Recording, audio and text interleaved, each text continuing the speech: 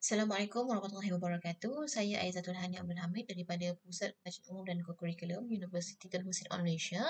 Dan hari ini saya akan membentangkan artikel kami yang bertajuk Analisis Tinjauan Literature Systematic ataupun Systematic Literature Review bagi strategi-strategi membantras gejala rasuah yang berluasa. Okey, pertama sekali, apa itu rasuah? Rasuah adalah perbuatan menumbuk rusuk yang membawa erti menyogok, menyuap ataupun pemberian secara tersembunyi. Dan biasanya kita semua sedia maklum bahawa rasuah ini dia memberikan kesan yang buruk kepada mana-mana negara. Sama ada negara maju, negara membangun, apatah lagi negara yang tidak membangun. Rasuah biasanya melibatkan penyalahgunaan kuasa yang diamanahkan untuk kepentingan peribadi ataupun kepentingan organisasi tertentu. Dan akhirnya ianya mengorbankan kepentingan awam ataupun mengorbankan matlamat yang asal dan kebaikan ataupun manfaat bersama yang sepatutnya diperolehi.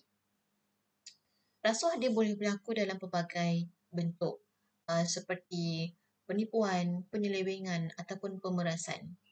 Dan biasanya ada dua faktor yang boleh menyebabkan berlakunya rasuah. Yang pertama adalah faktor dalaman, iaitu uh, kelemahan nilai murni, kemudian wujudnya peluang untuk melakukan rasuah dan kelemahan integriti dalam diri sendiri. Yang kedua adalah dari segi faktor luaran seperti gaji yang rendah, tekanan keuangan, tekanan kerja, tekanan organisasi dan juga dasar ataupun polisi yang lemah. Oleh kerana rasuah ini terbukti memberikan kesan yang buruk kepada kemajuan negara dan juga kepada pembentukan masyarakat itu sendiri, maka terdapat pelbagai strategi yang telah pun dilaksanakan untuk membantras rasuah.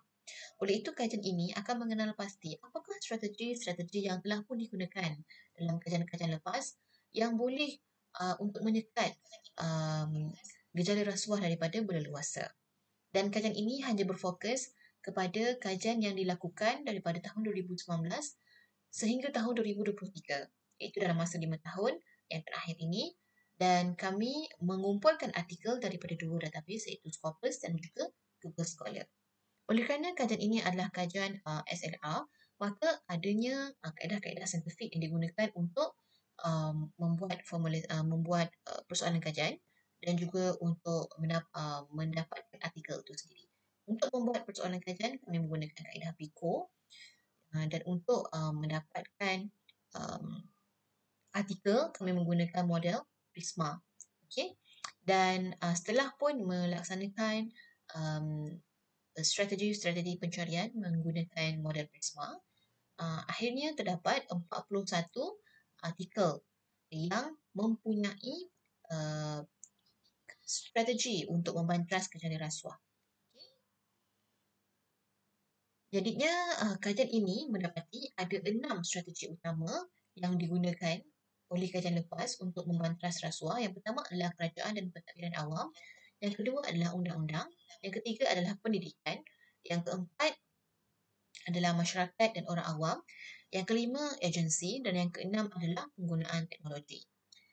Dari segi kerajaan dan pentadbiran awam adalah melalui polisi dan juga pelan anti rasuah, pembentukan Pepadanan dan Biro Anti Rasuah, dasar open government, penganjuran program anti rasuah, meningkatkan accountability kaki tangan dan juga dasar good governance. Kemudian dari segi undang-undang adalah penguatkuasaan undang-undang, melaksanakan hukuman, reformasi undang-undang, memperkenalkan rang undang-undang yang baru dan juga menambah baik undang-undang sedia ada. Kemudian dari segi pendidikan adalah pembangunan karakter, etika dan juga integrasi, meningkatkan kesedaran dan kefahaman serta pendidikan anti rasuah. Kemudian dari segi masyarakat dan orang awam adalah melalui penganjuran seminar dan kempen, melalui intervensi agama dan pengorganisasian masyarakat. Dan dari segi peranan agensi adalah melalui polisi pendedahan maklumat whistleblowing dan penglibatan diri dalam polisi dan pelan anti rasuah. Dan yang terakhir adalah penggunaan teknologi sama ada melalui alat komputer dan juga aplikasi ataupun penggunaan mesin. Dan SLR tahun ini mendapati ada 3 strategi utama yang popular digunakan untuk membantas rasuah. Yang pertama adalah kerajaan dan pentadbiran awam. Yang kedua adalah melalui undang-undang. Dan yang ketiga adalah melalui pendidikan. Mengapa kerajaan dan pentadbiran awam? Mungkin kerana ini kerana kerajaan merupakan pihak yang mempunyai kuasa dan autoriti untuk mengubah undang-undang dan peraturan yang boleh melarang dan menghukum tindakan-tindakan rasuah. Dan kerajaan kebiasaannya dia boleh menumbuhkan institusi rasuah yang berkesan untuk menyiasat dan menguatkuasakan undang-undang anti rasuah dalam negara.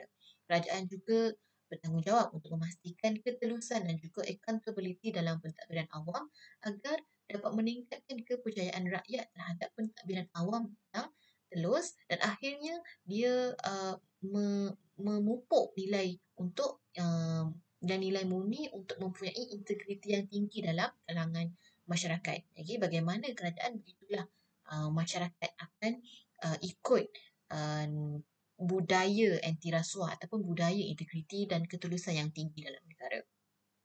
Kemudian dari segi undang-undang adalah merupakan strategi anti rasuah kedua yang popular kerana dengan undang-undang tindakan rasuah dapat dikesan dengan jelas dan dikenakan tindakan undang-undang yang berat dan berkesan kepada masyarakat melalui hukuman ataupun penalti. Dan undang-undang juga dia merupakan satu sistem keadilan untuk memastikan semua individu sama ada ahli politik ke ataupun mereka yang ada kuasa dihukum dan dalam masa yang sama semua individu yang membantu untuk mendedahkan gejala rasuah ini dilindungi dengan undang-undang. Oleh kerana itu pentingnya undang-undang dalam membantas gejala rasuah dan undang-undang juga merupakan satu antara strategi yang popular digunakan. Dan seterusnya yang ketiga adalah pendidikan kerana melalui pendidikanlah etika dan integriti dapat ditanam dalam masyarakat dan bermula daripada kanak-kanak sehinggalah ke peringkat belia ya melalui pendidikan yang formal.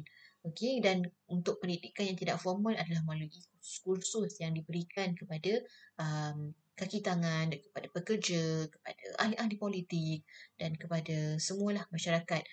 Boleh juga melalui ceramah-ceramah dalam di masjid, di surau untuk menyedarkan bahawa rasuah bukanlah suatu norma biasa, bukan perkara biasa. Ya, sebaliknya dia adalah perkara yang memberikan kesan yang buruk. Sebab itu pendidikan sangat penting untuk memberikan kesedaran dan juga kefahaman kepada masyarakat mengenai apa sebenarnya rasuah dan apa sebenarnya kesan terhadap rasuah. Jadinya secara kesimpulan rasuah sememangnya memberikan satu impak yang sangat negatif dan impak tersebut adalah bukannya impak jangka masa pendek, sebaliknya adalah impak jangka masa panjang terhadap diri sendiri, terhadap masyarakat, terhadap pembentukan budaya masyarakat, terhadap ekonomi dan juga kemajuan negara. Dan rasuah boleh merosakkan imej sebuah negara dan mendatangkan impak negatif dari segi ekonomi, politik dan juga sosial.